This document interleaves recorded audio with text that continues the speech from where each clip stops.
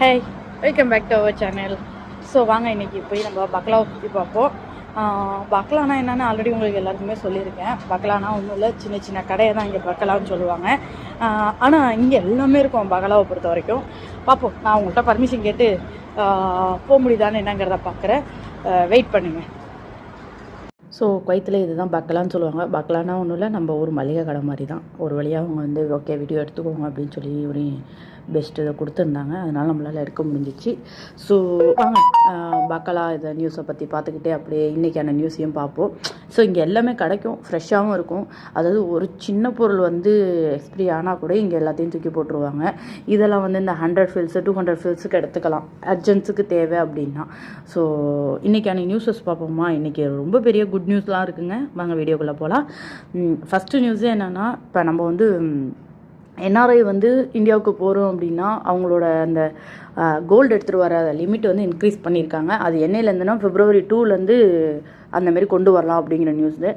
லேடிஸாக இருந்தால் 40 கிராம் வரையும் கோல்டு எடுத்துகிட்டு போகலாம். இதுவே ஜென்ஸாக இருந்தால் 20 கிராம் வரையும் கோல்டு எடுத்துகிட்டு போகலாம். இது வந்து ஒரு இன்க்ரீஸ் தான் அப்படின்னு சொல்ல முடியும். அதாவது வரி விளம்பு மாதிரி பண்ணியிருக்காங்க, விளக்கு மாதிரி பண்ணியிருக்காங்க. ஸோ இது ஒரு நல்ல நியூஸாக தான் இருக்கும் எல்லாருக்குமே. குவைத்துன்னு இல்லை, என்ஆர்ஐயில் உள்ள எல்லா பீப்புள்ஸ்க்கும் இது ஒரு நல்ல நியூஸாக தான் இருக்கும். துபாய், கல்ஃப் கண்ட்ரீஸில் உள்ளவங்க, யூஎஸில் உள்ளவங்க எல்லாருக்குமே. ஸோ நெக்ஸ்ட்டு நியூஸ் என்ன அப்படிங்கிறத பார்ப்போமா? நெக்ஸ்ட்டு நியூஸ் வந்து டிரான்ஸ்லேஷன் லிமிட்டும் பண்ணியிருக்காங்க குவைத்தில்.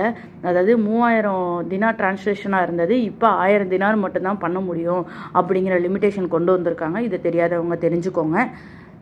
அதாவது இந்த டிரான்ஸ்லேஷன் வந்து ஒன் டேக்கு, அதாவது இப்போ நான் போய் ஒரு டிரான்ஸ்லேஷன் பண்ணுறேன்னா எனக்கு வந்து ஒரு நாளைக்கு 3000 தினாருக்குள்ளே தான் வந்து ஃபஸ்ட்டு 3000 தினார் இருந்தது. இப்போ 1000 தினார் மட்டும்தான் டிரான்ஸ்லேஷன் பண்ண முடியும், அதுக்கு மேலே டிரான்ஸ்லேஷன் பண்ண முடியாது. எங்கேன்னா எக்ஸ்சேஞ்சில் போய். ஸோ நியூஸாக தாங்க இருக்கும். நெக்ஸ்ட் நியூஸ் என்ன? நம்ம ஸ்பான்சர், அதாவது குவைத்தில் இப்போ வேலை பார்க்குறீங்க அப்படின்னா உங்கள் ஸ்பான்சர் வந்து இறந்துட்டாலோ இல்லைனா ஸ்பான்சர் அதாவது நாடு கடத்தப்பட்டாலோ நீங்கள் வந்து அடுத்து என்ன பண்ணணுங்கிற பதட்டம் வேணாம். அதாவது இப்போ ஹஸ்பண்டே இறந்துட்டாங்க அப்படின்னா ஒய்ஃப் வந்து வேலை பார்த்துட்டு இருந்தீங்கன்னா நீங்கள் குவைத்தில் வந்து கண்டினியூஸாக உங்களோட எல்லாமே உங்கள் பேரில் எல்லாமே சேஞ்ச் பண்ணி கண்டினியூஸாக இருக்கலாம்.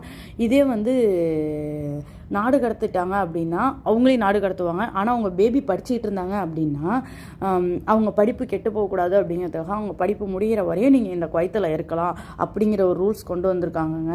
ஸோ இது ஒரு நல்ல நியூஸாக தான் இருக்கும். ஸோ நெக்ஸ்ட்டு வந்து என்னென்னா, இன்றைக்கான இந்தியன் மணி பார்ப்போமா? 1 கேடி வந்து 293 ரூபாங்க. அதாவது ஒரு 4 நாளைக்கு முன்னாடி நல்ல பீக்கில் இருந்துச்சு, பட் இப்போ குறைஞ்சிருச்சு. 4 நாளைக்கு முன்னாடி 300 கிட்டலாம் வந்துச்சு, இப்போ குறைஞ்சிருச்சு. அடுத்து கோல்டு ரேட்டு பார்ப்போம் வாங்க. 24 கேரட் கோல்டு வந்து 47 கேடி